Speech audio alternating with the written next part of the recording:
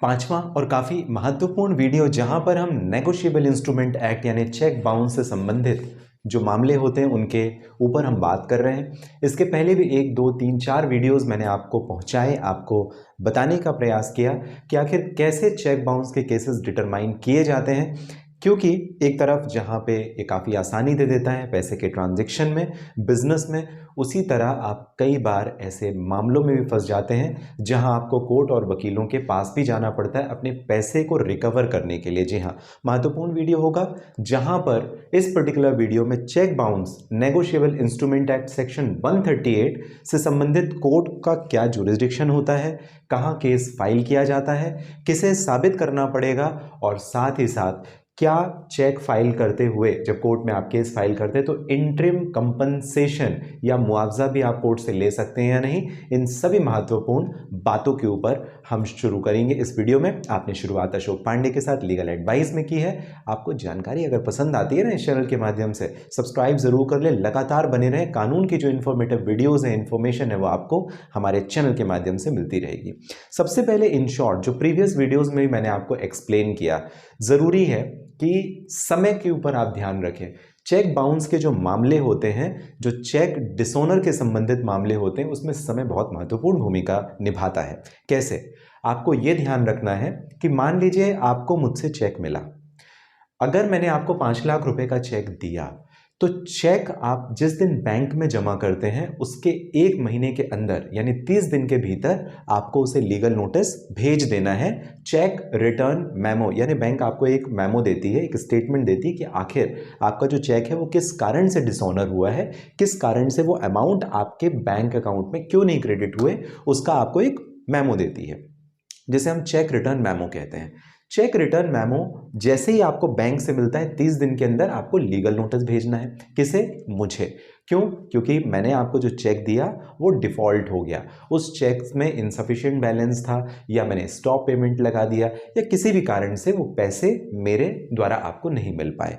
अब जैसे मुझे लीगल नोटिस आप देंगे, आप मुझे 15 दिन का समय देंगे, और 15 दिन के अंदर या कि मैं आपके पैसे आपको दूं, या कि अगर मैं पैसे आपको नहीं देता हूं तो आप स्वतंत्र हैं कि अगले 30 दिन के अंदर आप कोर्ट में केस फाइल करें। यानी 30 दिन चेक रिटर्न मेमो से आपको मिलेगा स्पेसिफिक, जिसमें आप अपनी प्रक्रिया लीगल नोटिस भेजने और 15 दिन जवाब लेने, और फिर भी अगर पैसे नहीं मिलते तो 30 दिन का फर्दर आपके पास समय है जिसमें आप कोर्ट में केस फाइल कर सके। समय आप ध्यान रखिए, काफी जरूरी है। अगर ये समय ऊपर नीचे हुआ ना तो आपका केस कमजोर पड़ जाएगा।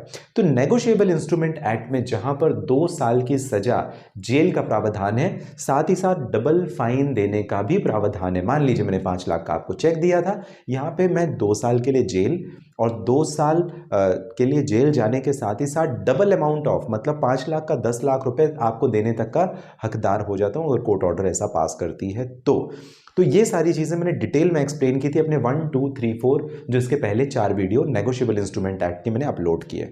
इस पर्टिकुलर वीडियो में चलिए अपना नेक्स्ट टॉपिक कवर करते हैं, जो कि जुरिस्डिक्शन ऑफ मैजिस्ट्रेट है, यानी किस कोर्ट में आप केस फाइल करेंगे, ये आपको ध्यान रखना है। तो ध्यान रखें, जो भी आपके मैजिस्ट्रेट कोर्ट होते हैं, यानी जो क्रिमिनल के कोर्ट होते हैं, मैजिस्ट्रेट कोर्ट, फिर सेशन कोर्ट, फिर हाई कोर्ट, फिर सुप्रीम कोर्ट, ये तो आपने सुना होगा। तो जो मैजिस्ट्रेट कोर्ट है उससे नीचे की अदालत में चेक बाउंस का केस नहीं जा सकता। कम से कम मैजिस्ट्रेट कोर्ट, या अगर बड़ी सिटी है, मेजर सिटीज़ है, जैसे दिल्ली हो गया, मुंबई हो गया, चेन्नई हो गया, कोलकाता, तो वहाँ पे मेट्रोपॉलिटन मैजिस्ट्रेट कोर्ट में जा सकता है। यानी आपको मैजिस्ट्रेट कोर्ट में केस फाइल करना है। केस की समय अवधि मैंने आपको शुरुआत में ही बता दी। अब आपको यह ध्यान रखना है कि केस कहाँ फाइल करना है। तो चेक जिसने दिया उसका जुरिस्डिक्शन पहले, मतलब मान लीजिए कि मैं मुंबई में रहता हूं, आप मेरे खिलाफ में मुंबई में केस फाइल कर सकते हैं जहां पे मेरा बैंक अकाउंट है, जहां से वो चेक इशू हुआ, वहां से आप पहला केस कर सकेंगे। दूसरा, आप वहां पे भी केस कर सकते हैं जहां पे आपके अकाउंट में वो ट्रांजेक्ट होना था। फॉर एग्जाम्पल, आप अगर दिल्ली में रह रहे हैं तो आप दिल्ली से भी केस फाइल कर सकेंगे। ये जुरिस्डिक्शन है। ऐसा नहीं कि मैं मुंबई में रह रहा हूं, मेरा बैंक अकाउंट मुंबई में है, आप दिल्ली में रह रहे हैं, आपका बैंक अकाउंट दिल्ली में है, लेकिन केस आपने केरला में कर दिया, ये जुरिस्डिक्शन नहीं होगा। प्रॉपर जो जुरिस्डिक्शन है वो जुरिस्डिक्शन या कि मेरे या कि आपके बैंक अकाउंट जहां से वो ट्रांजैक्शन होने थे वहां पे किया जा सकेगा। तीसरी एक महत्वपूर्ण बात आपको ये ध्यान रखनी है कि जो भी चेक बाउंस से संबंधित नेगोशिएबल इंस्ट्रूमेंट एक्ट सेक्शन 138 के प्रावधानित नियम है, उसके अंतर्गत दोगुना फाइन तो मुझे देने की जवाबदारी बनेगी अगर मैंने आपको चेक दिया और वो डिसोन हो गया, बाउंस हो गया, और साथ ही साथ पनिशमेंट भी 2 साल का प्रिस्क्राइब्ड है। लेकिन ये साबित करने का भार किसके ऊपर होगा, ये साबित कौन करेगा, यानी presumption in favour of complainant रहता है, जो शिकायत करता रहता है उसके फेवर में कोर्ट है, साबित करने का भार मुझ में है। क्या कि मैंने जो आपको चेक दिया है वो डिसोन नहीं हुआ है, मेरी आपको पैसे देने की जवाबदारी जिम्मेदारी नहीं बनती थी, और ये जो चेक लगाया है फ्रॉड था, फ्रॉडुलेंट था, गलत तरीके से लगाया है, जो भी, वो मेरी रिस्पॉन्सिबिलिटी बनती है। तो इस वजह से ध्यान रखें कि ज़्यादा फेवर कोर्ट उसे करती है जो प्रिजम्पशन रहेगा वो कंप्लेनेंट यानी शिकायतकर्ता के फेवर में रहेगा, और उसके फेवर में केस जाने की संभावना काफ़ी ज़्यादा रहती है। इस वजह से जानबूझ के इंटेंशनली धोखाधड़ी करने का प्रयास अगर आप करने की सोच रहे हैं तो ना करें। समय रहते, या समय थोड़ा देर सवेर ज़रूर होगा, लेकिन आपको पैसे ब्याज सहित या भारी भरकम मात्रा में देने पड़ेंगे। वकील की फीस भी जाएगी आपकी, और जो कोर्ट कचहरी की दिक्कतें होंगी वो अलग।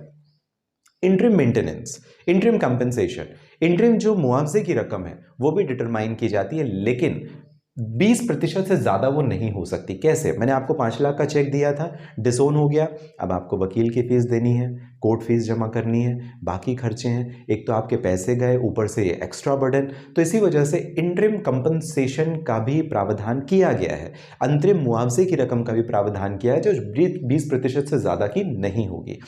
इसका मतलब आप ये समझे, मुझे आपको 5 लाख रुपए देना था, तो 1 लाख रुपए से कम अमाउंट जो भी है, कोर्ट कह सकती है कि भाई आप अशोक पांडे 1 लाख रुपए तो अभी आप इनको तुरंत दो, है ना। तो ऐसा ये जो ऑर्डर है इसे हम इंटरिम कंपनसेशन कहते हैं, और ये भी मिल सकता है। तो हमने ज्यूरिसडिक्शन की बात की, नेगोशिएबल इंस्ट्रूमेंट एक्ट किस कोर्ट में कहाँ करना, मैजिस्ट्रेट कोर्ट से नीचे की कोर्ट में वो नहीं हो सकता, मेट्रोपॉलिटन मैजिस्ट्रेट कोर्ट में या मैजिस्ट्रेट कोर्ट में आपको केस फाइल करना पड़ेगा। ज्यूरिसडिक्शन की बात की, जहाँ पर कहाँ केस फाइल किया जाएगा, तो अलॉन्ग विथ योर एफिडेविट और जो रेलिवेंट डॉक्यूमेंट है, जैसे चेक रिटर्न मेमो, आपकी चेक की ओरिजिनल कॉपी, इसके अलावा आपके अगर ट्रांजैक्शन की जो डिटेल है जिससे आप साबित कर सके कि आपने गुड्स दिए थे, सर्विस दी थी, या जो भी आपने पेमेंट्स का लेना देना है, ऑनलाइन मोड ऑफ ट्रांजैक्शन या बैंक नोट वगैरह, वो सारे आप रिड्यूस कर सकते हैं। अगर कोई अग्रीमेंट आपका था वो स्पेसिफिक अग्रीमेंट आप दे सकते हैं। तो ये सारे डॉक्यूमेंट्स आपको कोर्ट के सामने लगाने हैं, आपका एफिडेविट लगाना है, कंप्लेन के साथ में 138 का जो केस है वो फाइल करना है, आपके पैसे आपको वापस मिल जाएंगे। नेगोशिएबल इंस्ट्रूमेंट एक्ट यानी चेक बाउंस से संबंधित कोई भी आपके अगर सवाल हैं कमेंट बॉक्स में आप पूछ सकते हैं। डायरेक्टली करना चाहे बात, मुझे फ़ोन में बात कर सकते हैं, नंबर आपको रिफ्लेक्ट हो रहा है जहाँ से आप अपॉइंटमेंट बुक करके बात कर सकेंगे। इस वीडियो के डिस्क्रिप्शन में भी डिटेल है जहाँ से डायरेक्टली आपकी और मेरी हो जाएगी बात। आप सभी स्वस्थ सुरक्षित रहें, इस कामना के साथ हमेशा मैं उम्मीद करता हूँ कि आप जाने से पहले सब्सक्राइब ज़रूर करेंगे, जिससे लगातार जो कानूनी लीगल इन्फॉर्मेटिव वीडियोज़ हैं आपको मिलते, आप तक पहुँचते रहें। बहुत धन्यवाद।